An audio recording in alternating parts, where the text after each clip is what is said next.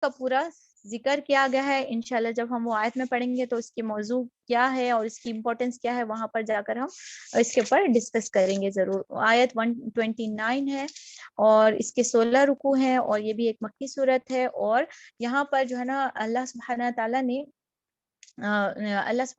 نے بہت ساری چیزوں پر یہاں پہ موضوع میں بات کی ہے. یعنی کہ منکرین توحید، رسالت اور آخرت کے ساتھ جو ہے نا اللہ سبحانہ تعالیٰ نے اس میں مجادلہ یعنی اس میں بحث اور اس میں ان لوگوں کے ساتھ تکرار کے ساتھ ان لوگوں کو بہت ساری چیزیں بتائی گئی ہیں. بینگ اے مسلم مجھے اور آپ کو صبر اور تقوی اور حکمت اور احسان کا معاملہ کرنا ہے. یہ باتیں مجھے اور آپ کو بتائی گئی ہیں. دعوت و تبلیغ کا کام کرنے کے لیے مجادلہ کرنا یا بحث کرنا ہمارے کو ضروری پڑ جاتا ہے. کبھی کبھی ہمارے کو ڈیبیٹس کرنا پڑتا ہے، لیکن قرآن اس کے بہت ساری شرط لگاتی ہے. یہ بھی ہم انشاءاللہ کیسا دعویٰ کرنا ہے وہ بھی آیتیں اس میں آنے والی ہیں. بہرحال پیراگرافس کو ہم دیکھ لیتے ہیں. 1 to 21 ہم کیا دیکھنے والے ہیں. نزول قرآن کا مقصد بتایا گیا ہے، توحید اور دعوت، اور جو نہیں مان کر دے رہے ان کو انذار کی، ان کے لیے انذار یعنی ڈراوا بتایا گیا ہے. متقین کا اجر بتایا گیا ہے. منکرین آخرت کا جو ہے نا انجام بھی بتایا گیا ہے. آیت 1 to 21 ہم دیکھ لیتے ہیں، اس کے بعد کا موضوع میں آگے چل کر بتاتی ہوں. اور کیونکہ اس میں انذار ہے اور جو ہے نا ان لوگوں کے لیے ڈراوا ہے، تو آبویسلی اس کی جو شروعات ہے سورے کی اللہ سبحانہ تعالیٰ اسی طریقے سے بتا رہے ہیں. ایک ڈراوے کے ساتھ ہی اللہ سبحانہ تعالیٰ اس کو شروع کر رہے ہیں. کتنا ڈفرینٹ ہے دیکھیے. آ گیا بسم اللہ الرحمن الرحیم، آ گیا اللہ کا فیصلہ، اب اسی کے لیے جلدی نہ مچاؤ. پاک ہے وہ اور وہ بالاتر ہے اس شرک سے جو یہ لوگ کر رہے ہیں.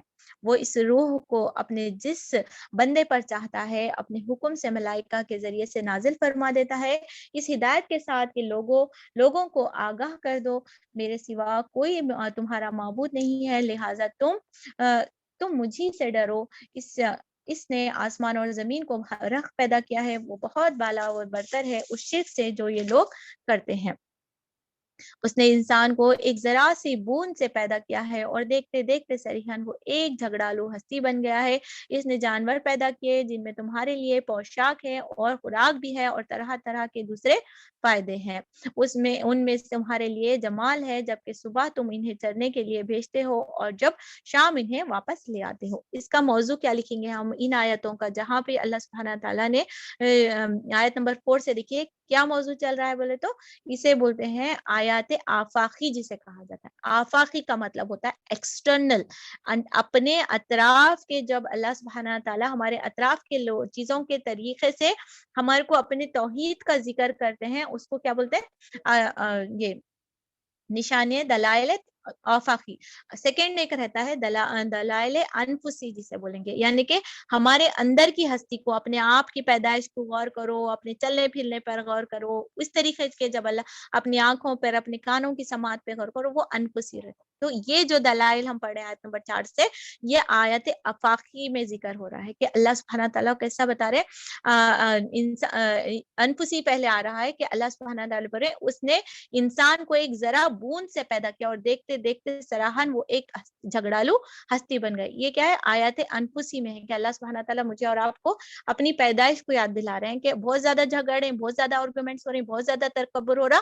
اپنی اوریجن کو دیکھ لو، تم کیا تھے اور اللہ سبحانہ تعالیٰ نے تمہارے کو کیا بنایا ہے. اس کے بعد میں جھگڑالو کا ورڈ استعمال کرنے کے بعد میں فوراً ورڈ جانور، مفسرین بتاتے ہیں اس میں بہت زیادہ اللہ کی حکمت ہے کہ جانور اور جھگڑالو انسان کو اللہ تعالیٰ کوریلیٹ کر کے بتا رہے ہیں. اس نے جانور پیدا کیا جن سے تمہارے لیے پوشاک بھی ہے اور خوراک بھی ہے اور طرح طرح کے دوسرے فائدے ہیں، اور اس میں تمہارے لیے جمال بھی ہے جبکہ صبح تم انہیں چرنے کے لیے بھیجتے ہو اور جب شام انہیں واپس لاتے ہو.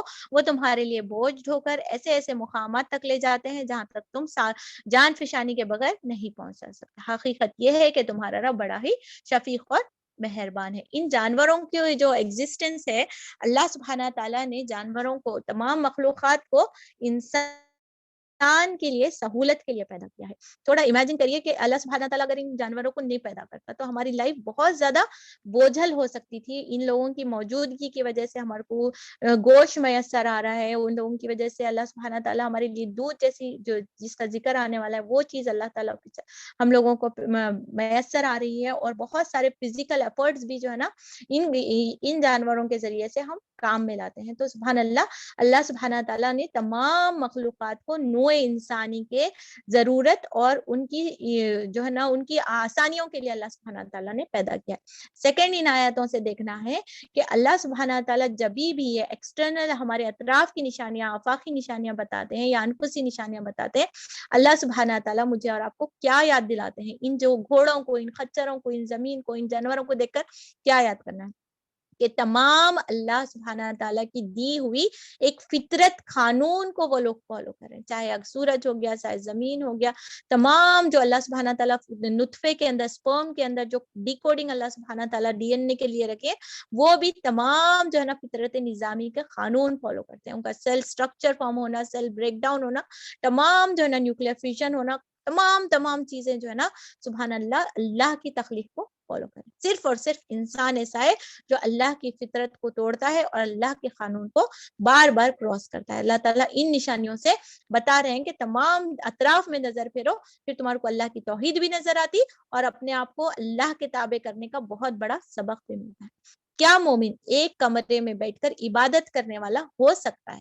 ضرور سوچئے گا, کیونکہ اللہ سبحانہ تعالیٰ تو ہم کو بیٹھے بیٹھے سورہ نحل میں پورے گارڈنز کی, پورے کیٹل فارمز کی, پوروں کی سیر کرا رہے, تمام چیزوں کی طرف نظریں پھیرا کر, وہ روڈوں پہ بکریوں کا چرنا, وہ عیدوں کے طور پہ وہ چیزوں کا دوڑ لگ جانا, اور تمام ہماری فصلیں پکنا, اور انسانوں کا اگر ہاسپٹلس میں کام کر رہے ہیں تو بچوں کا ڈیلیوری کرنا, فرٹیلائزیشن کے پروسیس میں انوالو ہیں, کوئی جیگینکس ہیں تو ان لوگوں کو دیکھ کر پازیٹیو ریزلٹ آنا, یہ تمام چیزیں کس کے اوپر نشانی کریں گے کہ ایک رب موجود ہے تو تمام چیزوں کو کنٹرول کر رہا ہے اور تمام چیزوں کو اپنے قانون فطرت کے تبع چلا رہا ہے, اور مجھے بھی اس کے قانون کے تابع ہونا ہے. اور قانون لکھا ہوا ہے قرآن اور احادیث میں, اور اس نے گھوڑے اور خچر گدھے پیدا کیے ہیں تاکہ تم ان میں سوار ہو اور وہ تمہاری زندگی کی رونق بنے, وہ اور بہت سی چیزیں تمہارے فائدے کے لیے پیدا کرتا ہے جن کے تمہیں علم نہیں ہے. اس میں بہت ساری چیزیں, جب ٹرانسپورٹیشن جب نہیں ایجاد ہوا تھا اس کے بارے میں لکھتے ہیں کہ مفسرین کہ ابھی جو ایئرپلین جیسے صفت ہے اللہ سبحانہ تعالیٰ اس کے بارے میں ہم سب کو پہلے سے بتا رہے ہیں, اور اللہ ہی کے ذمے ہے سیدھا راستہ بتانا, جبکہ وہ راستہ ٹیڑھا بھی موجود ہے. اگر وہ چاہتا تو تم کو اس سب کی ہدایت دے دیتا تھا. پھر اللہ سبحانہ تعالیٰ کیا بولتے ہیں, زمین کے ان تمام مخلوقات کے بولنے کے بعد میں, ان تمام مخلوقات کے ذکر کرنے کے بعد اللہ سبحانہ تعالیٰ ٹیڑھے راستے اور سیدھے راستے کا بھی بتا رہے ہیں, یعنی کہ اللہ سبحانہ تعالیٰ صراط المستقیم کے تعلق سے بھی بول رہے ہیں, اللہ سبحانہ تعالیٰ زمین کے بھی ڈیفرنٹ راستے کے بھی تعلق سے بتا رہے ہیں کہ زمین کے ڈیفرنٹ راستوں کو دیکھتے ہوئے ہر راستہ صحیح منزل کی طرف نہیں جاتا. دا سیم وے ایک ہی راستہ ہے جو اللہ سبحانہ تعالیٰ کی طرف سے, اور وہ راستہ ہے صراط المستقیم کا, اور اللہ ہی کے ذمے ہے سیدھا راستہ بتانا جب راستہ ٹیڑھے بھی موجود ہیں. اللہ سبحانہ تعالیٰ ہم سب کو اہدنا الصراط المستقیم, اسی لیے بار بار جو ہے نا اللہ تعالیٰ دن میں 17 بار منیمم اہدنا الصراط المستقیم مجھے اور آپ کو پڑھواتے ہیں.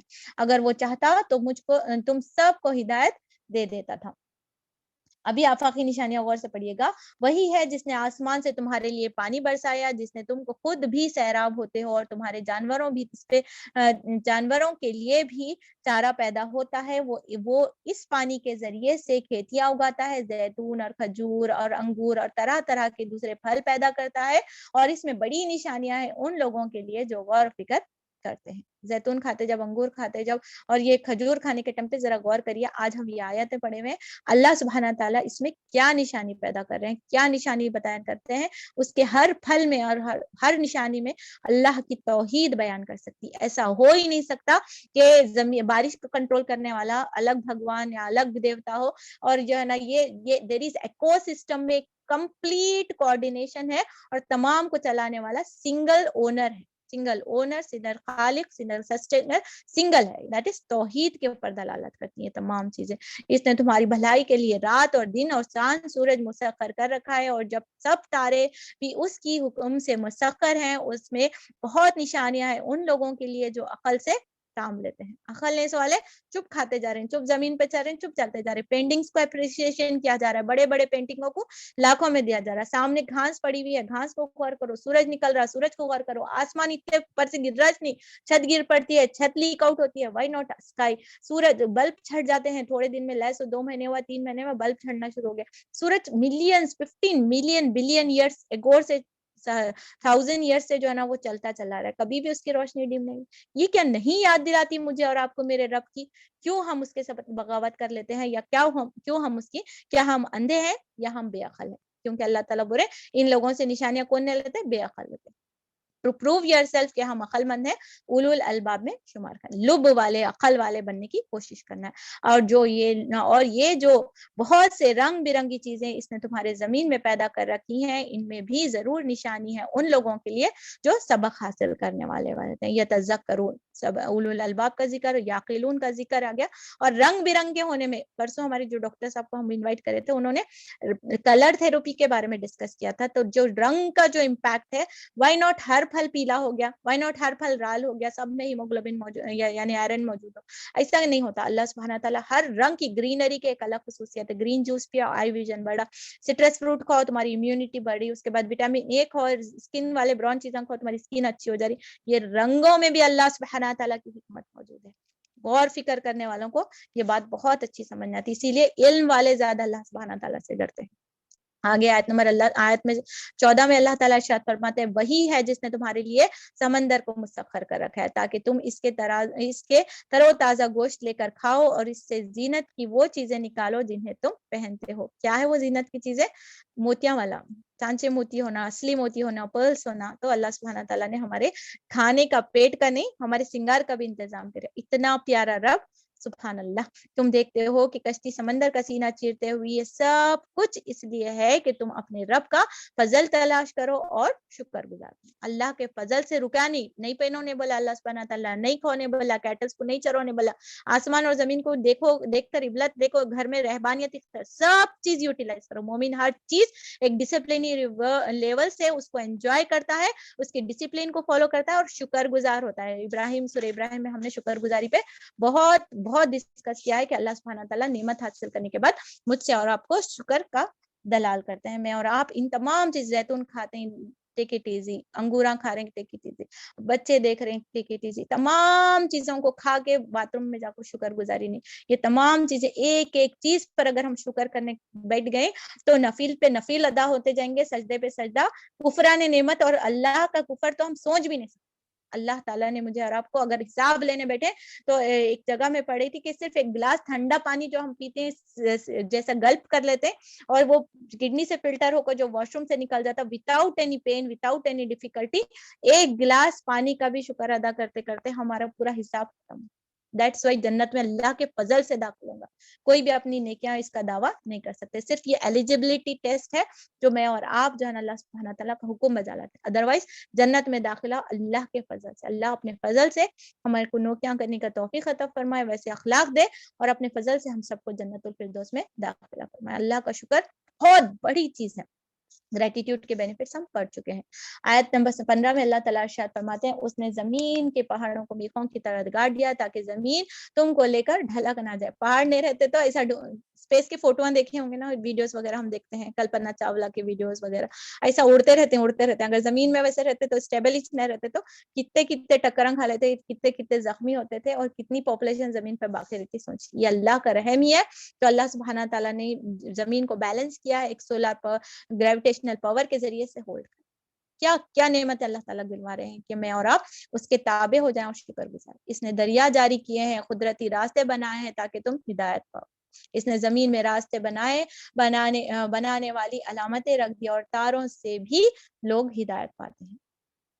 پھر کیا وہ جو پیدا کرتا ہے اور جو کچھ بھی پیدا نہیں کرتا دونوں یکساں ہیں؟ کیا تم ہوش میں نہیں آتے؟ افلا تذکرون. اللہ تعالیٰ مجھ سے اور آپ سے سوال کر رہے ہیں, جواب لکھ لیجیے گا. اور اللہ کی نعمتوں کو گننا چاہو تو تم گن سکتے. کل بھی ہم ابراہیم میں یہ چیز ایکٹیویٹی کر آئے ہیں. حقیقت یہ ہے کہ وہ بڑا ہی درگزر کرنے والا اور رحیم ہے, حالانکہ وہ کھلے سے بھی واقف ہے اور چھپے سے بھی. جو ہم نعمتیں چھپاتے ہیں, جو ہم نعمتیں دکھاتے ہیں, جو ہم محسوس کرتے ہیں خوشی, لوگوں کے سامنے سیڈ فیل کر رہے ہیں یا اندر سے سیڈ ہیں اور لوگوں کے سامنے خوشی محسوس کر رہے ہیں, تمام چیزوں کا اللہ دیکھنے والا ہے. اور وہ دوسری ہستیاں جنہیں اللہ کو چھوڑ کر, اتنا پیارا رب چھوڑ کر, جب ہم معاشرے کے متوجہ ہوتے ہیں, جب لوگوں کو خوش کرنے لگتے ہیں, فلاں بھی رب, فلاں بھی رب, فلاں بھی بیٹا دیتا, فلاں بھی روزی دیتا, فلاں بابا کے پاس ایسا ہے, بولے تو اللہ کیسا کیسا محسوس ہوتا ہوگا. خالی ایک پیدا کرنے والی ماں ہوتی ہے, اور بچہ غلطی سے کسی کو مما بولا تو ہماری غیرت ایسی ہوتی, نہیں بیٹے I am your mother, she is your aunt, she is your فلاں فلاں, بول کو ہم غیرت سے بچے کو اٹھا لیتے ہیں ان کی گود میں سے. خالی میاں ادھر سے ادھر نظریں پھرائے تو ہماری غیرت جواب دیتی, اور گھنٹوں اور دنوں تک ہمارے چلتے کہ اللہ کو کیسی غیرت آتی ہوگی کہ وہ میرا اور آپ کا رب ہے, تمام چیزوں کا خالق اور مالک ہے, چلانے والا ہے. کہ شرک کرتے ہوئے میں اور آپ اس چیز کو ضرور سوچیں, کسی کو راضی کرنے سے پہلے ضرور سوچیں کہ اللہ کی غیرت کتنی بڑی ہے کہ وہ سب کچھ ہوتے ہوئے مجھے اور آپ کو مہلت دیے ہوئے, ہماری غلطیوں کو نظر انداز کریں. جب وہ دوسری ہستیاں جنہیں اللہ کو چھوڑ کر لوگ پکارتے ہیں, وہ کسی چیز بھی خالق نہیں ہے بلکہ وہ خود مخلوق ہے, مردہ ہے نہ کہ زندہ ہے, اور ان کو کچھ معلوم نہیں ہے کہ انہیں کب دوبارہ زندہ کر کے اٹھایا جائے گا. تمہارا خدا بس ایک ہی خدا ہے, مگر جو لوگ آخرت کو نہیں مانتے ان کے دلوں میں انکار بس کر رہ گیا ہے اور گھمنڈ میں پڑے ہوئے ہیں. یاد رکھیے, مستکبرون ورڈ جو آیت نمبر 22 کے آخری میں استعمال ہوا ہے, تکبر کی علامت ہے. اور میں نے اس سے پہلے دوسرے سورے میں لکھا دیا تھا کہ عبادت کا, اللہ کے سامنے عبادت اور جھکنے سے جو چیز منع کرتی ہے, اپوزٹ آف عبادت اور عاجزی کیا ہے, مستکبر ہے. جو بندہ گھمنڈ میں مبتلا رہتا انہیں عبادت نہیں کرتا. ہم سمجھتے ہیں ہم لیزی ہو رہے ہیں, ہم وہ ہو رہے ہیں, نہیں, کہیں دل کے کونے میں گھمنڈ موجود ہے. یاد رکھیے, کہیں گھمنڈ موجود ہے. مفسرین بتاتے ہیں کہ گھمنڈ کرنے والے شخص کچھ نہیں بتا رہتا کہ انہیں گھمنڈ میں مبتلا, ہم سمجھتا ہاں سو کالڈ ایسا ہو رہا ویسا فیلنگ ہے. نو, آج قرآن کی تشریح سے یاد ہے کہ اللہ نے جو عبادت نہیں کرتے, اللہ کے سامنے جھک کرنے دیتے, ان کا گھمنڈ میں موجود ہے. اور تکبر جس میں موجود ہوتا ہے وہ پھر وہ جنت کی خوشبو کی محسوس ہوتا. تو مجھے اور آپ کو عاجزی بننا ہے, اللہ کے سامنے عاجز بننا ہے, بندوں کے سامنے عاجز بننا ہے. مستکبر ورڈ کبھی بھی ورڈ پوزیٹیو طور پہ نہیں استعمال کیا ہے. اللہ یقیناً ان سب کے کرتوت جانتا ہے, چھپے ہوئے بھی ہیں اور کھلے ہوئے بھی ہیں. وہ ان لوگوں کو ہرگز پسند نہیں کرتا جو غرور نفس سے مبتلا ہے. اس کے پر حدیث ہے, 3 چیزیں انسان کو نجات دینے والی ہیں: اللہ کا خوف رکھنا ظاہر اور باطن میں, خوشی ہو یا غم ہو میانہ روی اختیار کرنا. 3 چیزیں ہلاک کر دینے والی ہیں, یہ ہے کنجوسی یعنی بخل, اور نفس یعنی خواہشات کی پیروی کرنا, اور خود پسندی میں مشغول رہنا. یہ ایک حدیث کا مفہوم ہے جس میں ہم سمجھ سکتے ہیں کہ اللہ سبحانہ تعالیٰ خود پسندی کو پسند نہیں کرتا. وہ ان لوگوں کو ہرگز پسند نہیں کرتا جو غرور نفس میں مبتلا. اپنے آپ کو بڑی چیز سمجھنا, لوگوں کو حقیر سمجھنا, یہ اللہ سبحانہ تعالیٰ کو بالکل بھی پسند نہیں ہے. اپنے آپ کو ہم نہیں جانتے کہ ہم دنیاوی نظر سے دیکھتے ہیں, فلاں خوبصورت, فلاں پیسے والا, فلاں نالجبل, فلاں بولنے والا, فلاں سننے والا, فلاں سیکھنے والا. ایسا کوئی بھی ٹیگ اللہ سبحانہ تعالیٰ کے ایکسیپٹیبل نہیں ہے. اللہ سبحانہ تعالیٰ کے نزدیک وہی کامیاب ہے جو تقوی والا ہے. اللہ, وہ آیت کا ایک مفہوم ہے, دیکھیے کیا ہے وہ, اللہ کے نزدیک محبوب ترین وہ ہے جو تم میں سب سے زیادہ تقوی والا ہے. اتقاکم, ان اتقاکم کیا ہے وہ مجھے دماغ سے نکل رہا, ان اکرم اللہ اتقاکم, اللہ کے نزدیک اکرم یعنی بہت زیادہ جو پوزیشن ہولڈرز ہیں وہ تقوی والے ہیں. اتقاکم جو میں سب سے زیادہ تقوی والے ہیں. اور ہم کسی کا بھی تقوی نہیں بول سکتے کیونکہ حدیث میں ہے تقوی ہا ہونا, کسی کا بھی تقوی, حال, حلیہ, بولنے کا انداز, سننے کا طریقہ, لاٹ آف کلاسز جوائن کرنا, یا پھر اسی طریقے سے کسی سے بات کرنے کا انداز, کچھ بھی نہیں ڈیفائن کرتا. اندر ہے تقوی. کون کتنا اللہ سے ڈرتا, اونلی اللہ نفس. تو کوئی اور کیٹیگری کے اوپر جو ہے نا میں اور آپ غرور نفس میں مبتلا ہونا بولے تو اللہ ایسے لوگوں کو لا یحب اللہ المستکبرون, اللہ بہت کم الفاظ کے اوپر لا یحب اللہ بولے, لیکن اس میں سے ایک تکبر کا ورڈ آتا ہے جو غرور نفس میں مبتلا. لکھ لیجئے, اپنے آپ کو سپیریئر سمجھنا, اپنے آپ کو پراؤڈ سمجھنا, اپنے آپ کو آئیڈینٹیکل, اب ایک دم اینٹک پیس رہنا, میں اینٹک نظر آنا, یہ غرور نفس کی کئی علامت ہے. اللہ تعالیٰ ہم اس کو محفوظ رکھے. اور جب کوئی ان سے پوچھتا ہے کہ تمہارا رب نے یہ کیا چیز نازل کی ہے,